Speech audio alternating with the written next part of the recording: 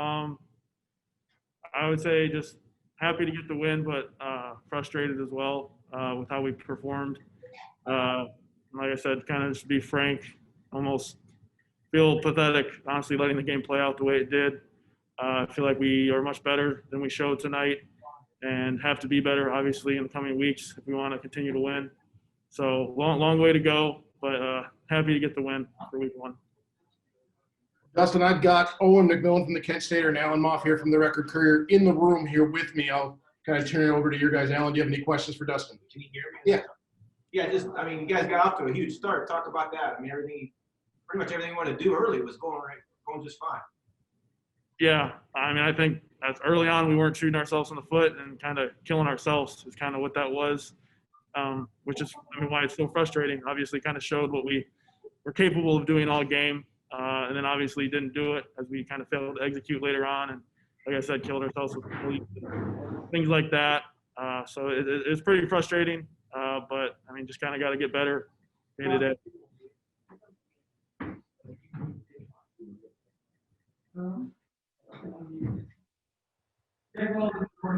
Hey, Dustin, could you talk about what it's like to have someone like Mark Williams stepping up on, first reception of his college career with such a huge play? Yeah, I mean, that was awesome. I was really happy for Mark.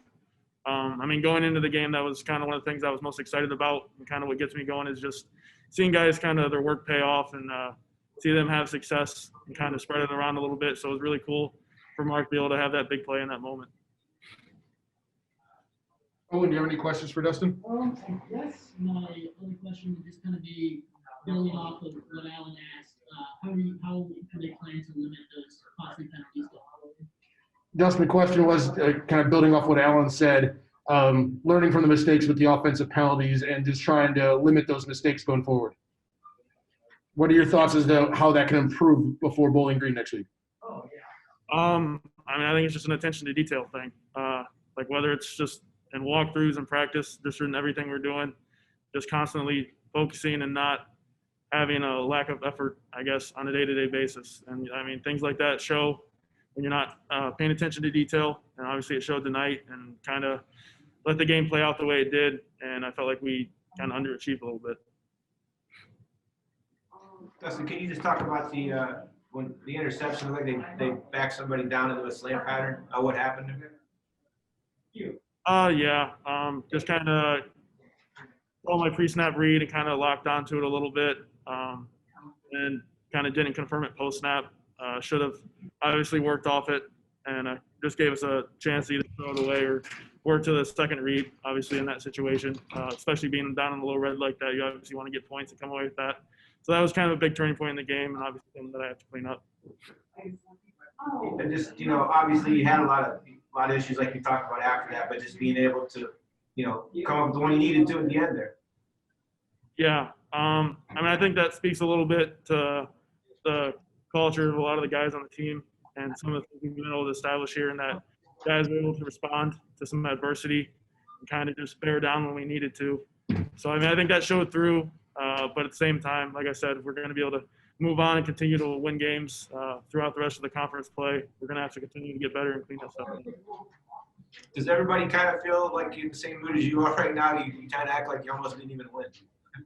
I mean, yeah. Honestly, I would say guys are kind of a little bit sick about it. I mean, guys are obviously happy to win and be able to kind of finish there at the end as the offense. But I mean, guys know what we're capable of, and we didn't show it all tonight.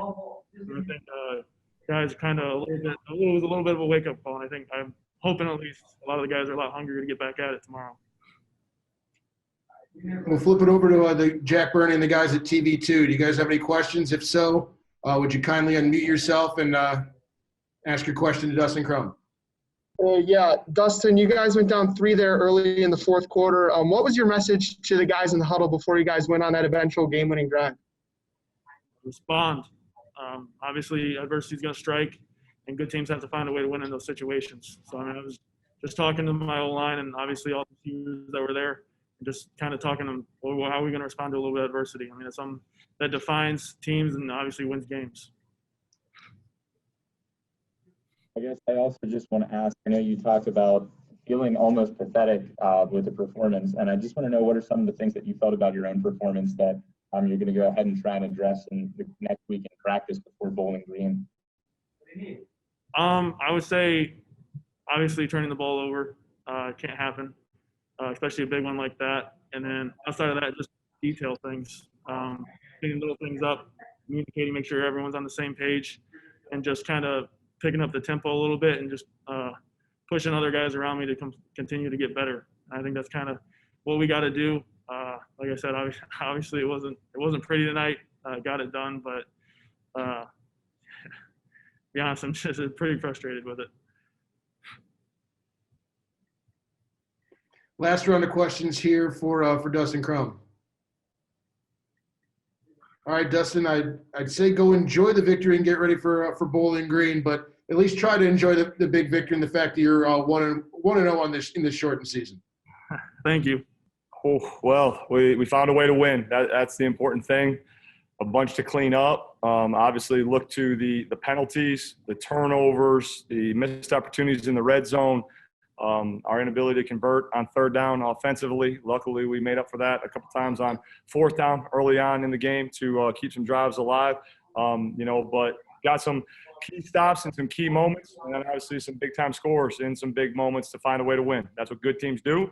Got a 5-game winning streak that we're riding, and our kids are doing a good job. But I think it's a great lesson tonight in process over results. Obviously, we got the right results, but the manner in which we went about our business, how we went about our business, how we approached this game needs to be much, much better as we go into a shortened week against a very good Bowling Green team. All right, guys, we will open it up for questions. And Coach, just to FYI, I've got Alan and Owen in the booth here with me. So if they can't hear if you can't hear their question, I'll just repeat it for you. Sounds good. We'll open it with Alan Moss. Coach, it's never too easy, obviously, but things were going really well at the start of that game, really on both ends. Was it one of those deals where you, like I said, not too easy, but yeah, you get things kind of went exactly like you wanted to for a while, then all of a sudden you get that interception. It just seemed like you had a long time to kind of recover from that. Yeah, I mean, I think the plan started out well, and then obviously there was a big momentum swing. And I think this year in college football is always a game of momentum, but I think this year in particular with the shortened season, the adversity that all these kids have fought through, that momentum is going to play a big, big role.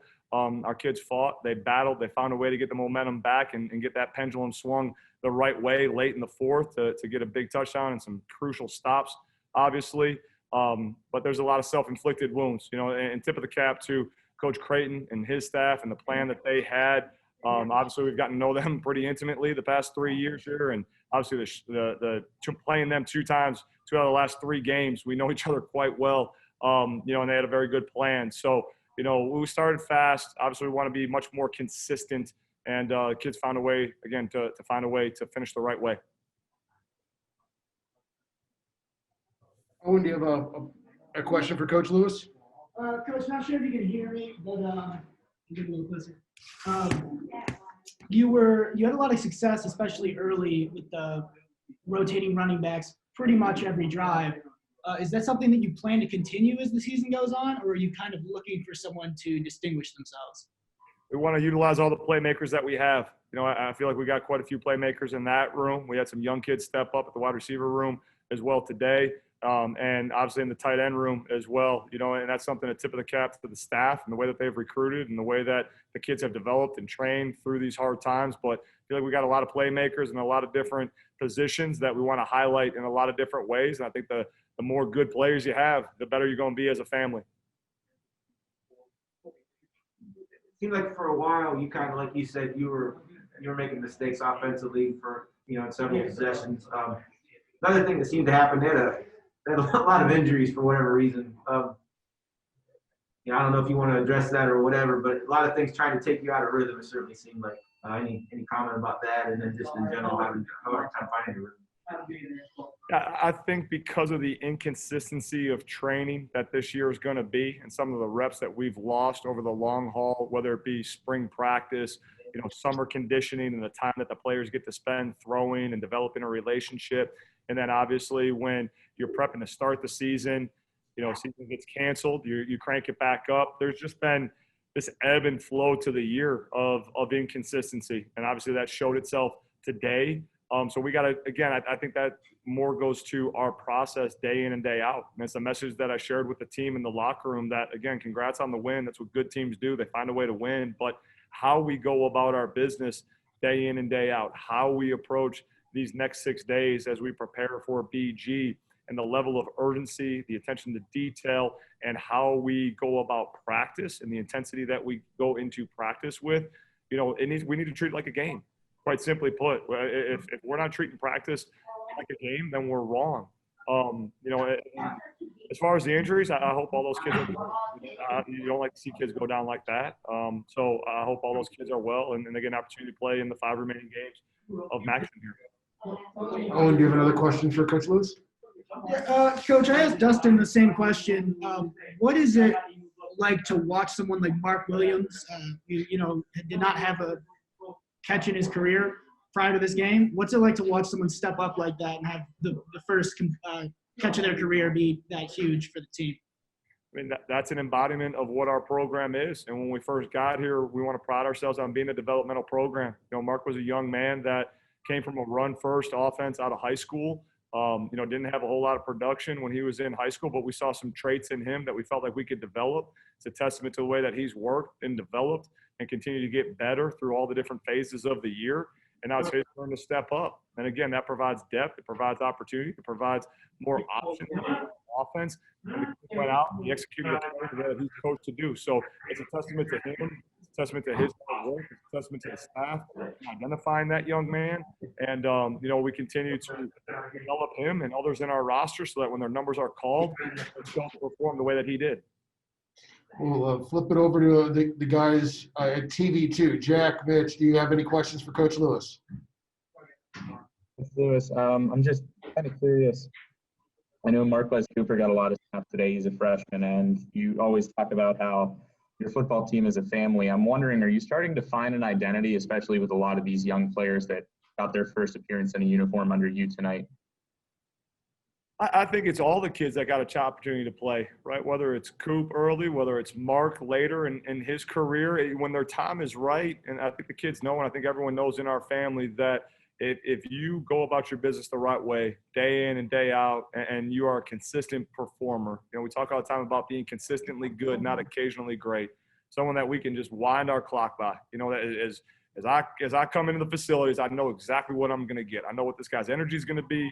I know that he's going to bring some positive juice. He's going to have some juice about him, no matter how tough things are. Everyone in our family is really identifying that. I think everyone thinks and ticks the same way. And what's really cool about that, the culture that the players have established when you're a new guy and you come in, whether you're a Tony Butler, whether you're a Marquez Cooper, whether you're, a Griffin Brewster, who's probably going redshirt this year, you look around, you go, okay, hey, what's the flash fast way?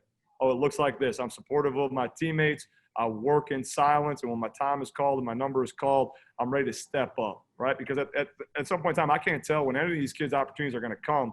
At some point in time, they're going to come. And that opportunity, it's not an open invitation, right? Like it presents itself and you either seize it or you don't.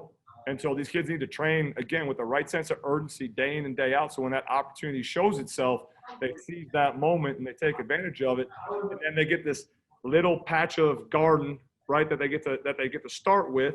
And every time they seize an opportunity, every single time they do something good and they show us that they can be trusted and that they can be accountable and that they do it the way that they're coached to do, that garden will grow and grow and grow and grow and grow. And you see that with a guy like Crum. You see that like a guy like with Zay West, who their garden, they got big gardens. Those single-digit guys, they got big gardens. And the beauty of being a single-digit guy now is that you got to show up and perform every single day because we're building the plan around you. So. Coach, you guys went down 3 early in the fourth quarter to Eastern Michigan. You talked a lot about how important momentum is in a season like this.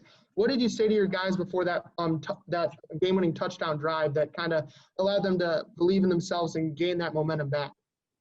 Winners win. Winners find a way to win. And these guys are winners. We won 5 in a row, and it's as simple as that. I'm telling you, it ain't easy. But at that point in time, again, I think Crum kind of alluded to it a little bit. I think I caught the tail end of his response, but he's spot on to where, we didn't perform in all three phases to the level that we're capable of. Fortunate to get a win, but before we're down 3 and we got to go, and it was just as simple as that. Hey, winners win. Go out and execute, do your job the way you're coached to do it, and perform to the abilities that you guys were given and that you've earned the right to develop and perform. And they did that, and we found a way to win. Any final questions here for Coach Lewis? Yeah, Coach, can you just talk about your defense in general? And Sean Gamble had a huge game. Talk about him. Yeah, I mean, obviously very impressed with the way that the defense flew around. Did a great job killing the run. Got to be better in the back end. We're going to put those guys in a position because we have confidence in them to cover in the back end. They need to do that. Generate some turnovers, which was great to see. Again, the way college football has evolved, that's a key stat, obviously, to who's going to win a football game. Speaking about Keyshawn individually, obviously we made some changes and we did some things to highlight the personnel that we have after we went back and we evaluated the first 2 years. Felt like the changes that we've made, one of the main reasons that we made the changes that we did was to highlight a guy like Keyshawn, to put him in the best positions to be successful. He obviously flashed, which was great, can still be consistent, across the board. And really, really proud of Mandela Lawrence Burke as well. His players voted him as the defensive captain, and he showed up and performed, leading the team with the 12 total tackles. So really pleased with his effort, but need to get better, obviously, in all three phases. Need to get much, much better, boys. What did you do different with Gamble? Say again, I'm sorry? What exactly did you do different this year with Gamble compared to the last couple of years? Keyshawn did it. You're saying schematically with Keyshawn? Yeah, just what did you do different with him this year, this game at least? Yeah, so just moving him around a little bit more. Where in the past we primarily lined him up in the boundary. Him and Nick Faulkner played a similar position, but as we saw, kind of with some of the graduation and the way that the roster kind of changed on that side of the ball, wanted to be a little bit more multiple with some of our players, him being one of them, so that we just couldn't consistently, line him up just in the boundary, and teams knew that. So wanted to move him around a little bit more so that he could have more success. Showed up tonight. Just one last one. You had I believe it was 4 starters out. Talk about them real quick. What their status might be, and then also the guys that went in for them, and how they held up. Yeah, I mean, so obviously with the guys who are out, it's really day to day. We got to see how they continue to respond to everything that's going on. But hopeful that we'll get them back for week 2. But very pleased with the way that the guys stepped up. We've preached along with consistent development since day one. We also want to have a next man up mindset. And so when we knew going into this thing, it was all hands on deck, right? That the NCAA gave everyone a bonus year. And so everyone who was a willing and able body is going to dress every single week. And if guys need to do some unique things week in and week out, they're going to do that. But to have guys like Ian Hensey, Josh Sanders, and Seth Phillis step up in 3 crucial roles. Obviously, after you lose guys, where Trickett's unable to play, he's unavailable. Joey Palumbo graduates, and Derek grad transfers. For 2 years, I didn't have to think about those spots. And now, obviously, with the way that those guys stepped up, that's showing up and performing when the family needs you. I'm very, very proud of the effort of those kids tonight. Final questions for Coach Lewis. Thank you, Coach. We'll let you go. Awesome to do this. Look forward to doing it again in 6 days. This is good for the soul. Channel 2, great to see y'all. Alan, everyone else, good to see you guys. Go Flashes, we're 1-0. Coach, we'll actually do this Friday, so we'll see you then. Perfect. Go Flashes. Thank you, guys. We appreciate you.